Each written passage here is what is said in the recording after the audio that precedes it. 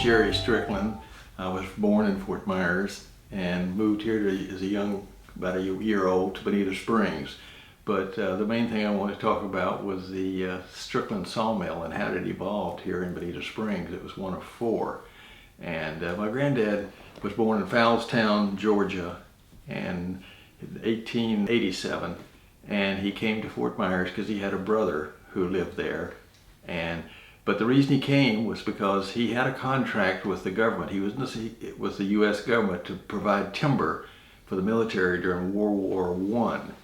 For building barracks, and one time they said for ships spars. But anyway, when the war ended in 1918, he had all this inventory, and the government just canceled the contract. So he was left with this inventory he couldn't pay for because he had cut the timber.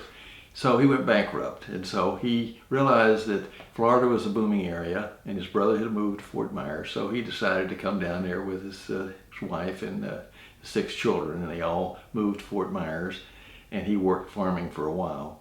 And he saw the potential for growth here in Lee County, and the possibility of needing timber to build houses. So, being a sawmill man, he found a sawmill up near Fort Ogden, Florida. It was a Speedy D twin 2-cylinder gas or steam engine called a teapot steam engine. And he bought that and moved it down here to Bonita on the railroad tracks just beyond Old 41, just east or west of the 41. There's a railroad track there. And of course he needed that for shipping timber and cross ties to different places. And during that time, the Fort Myers Southern Railroad was developing, the railroad down towards Naples, and the tracks went down through here, across the river here, Imperial River, and it eventually went on down to Naples. But at the time, it was right beside the sawmill, and they had a YT in the train track, so the trains could go up one way, back it out, and then head back north again, so they wouldn't have to back up all the way. So that was an interesting concept. But anyway, the old sawmill was down there on the beach road, and they cut the timber, the cypress and the virgin pines here in the areas of Bonita Springs and Lee County. And our family always humorously talked about that he got the timber off of the property all the way from Vanderbilt Beach down to Bonita Beach Road, and he paid the taxes on it for the rights to cut the timber. And of course there was no development on the beaches, and we all laugh today if we could have owned that property, what it might be worth, but it didn't happen that way. So after he cut the timber, he let it go back because he didn't need it anymore. But anyway, he used Ford trucks, and Henry Ford from Fort Myers, who had a winter home there, would come down and ride in the old Ford trucks out here in the swamps and the dry land, see how well his trucks would pull his timber off of those the sawmill.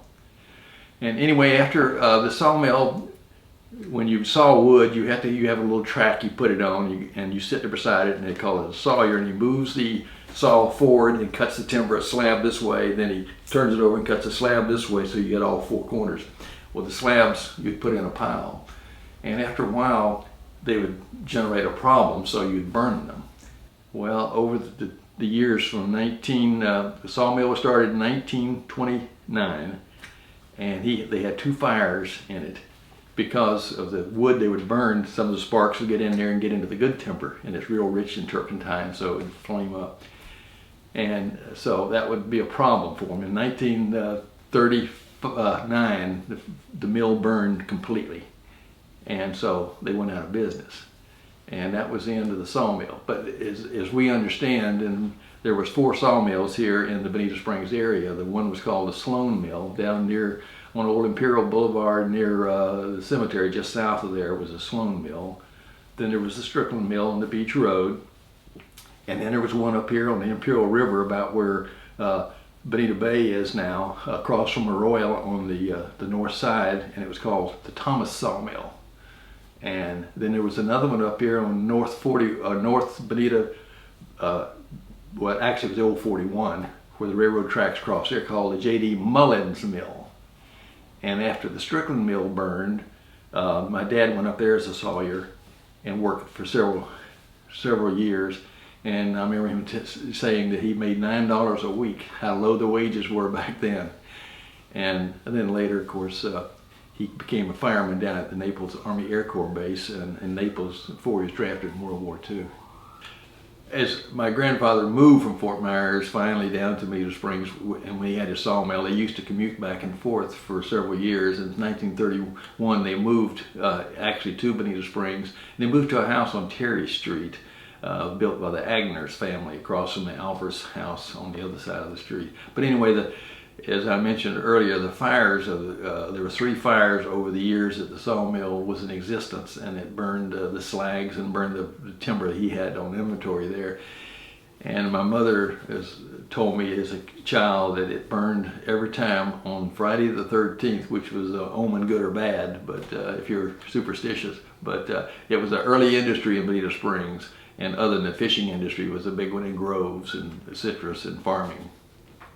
As part of the story of my dad, who grew up in Fort Myers before they moved to Bonita with the sawmill, he was a telegraph boy for Western Union in Fort Myers, where they would ride on the bicycles all over Fort Myers. And as we all know, Henry Ford, Thomas Edison, and Harvey Firestone had homes in Fort Myers, and my dad used to deliver telegrams for them.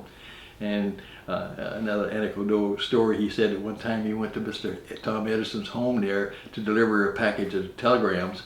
Mr. Edison, his wife was gone, and he was indisposed, I assume, in the bathroom, and he said, "Son, come on in, get you a nickel out of my pants pocket on the chair and leave the telegrams there." And my dad's told that story many times. But anyways, as my dad moved to Bonita and became a Sawyer with his dad at the sawmill, Henry Ford, as I mentioned earlier, used to ride in the old Ford trucks down here to see how well they pulled in the mud and stuff. But Henry Ford at that time was trying to set up a museum in Dearborn, Michigan of Americana, of everything. He had part of Tom Edison's laboratory brought from Orange, New Jersey there to it. And he wanted an old steam engine like Granddad here in Bonita Springs to go in the museum. And Granddad said, "I can't sell this to you, Mr. Ford." And many times he'd come down here and try to bargain with him. So he found him another sawmill like this somewhere else in Florida. And he got one to put in his museum up in Dearborn.